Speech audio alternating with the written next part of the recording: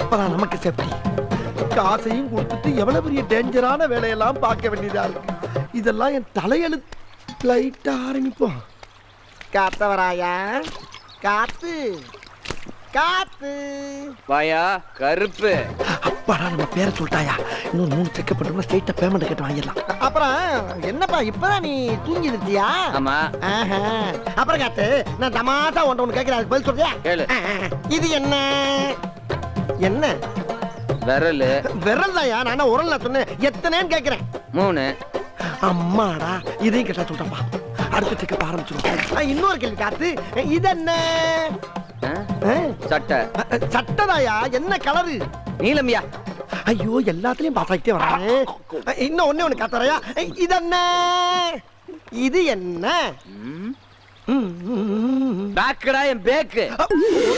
சும்மா ஒரு இதுவா பேசிக்கிட்டு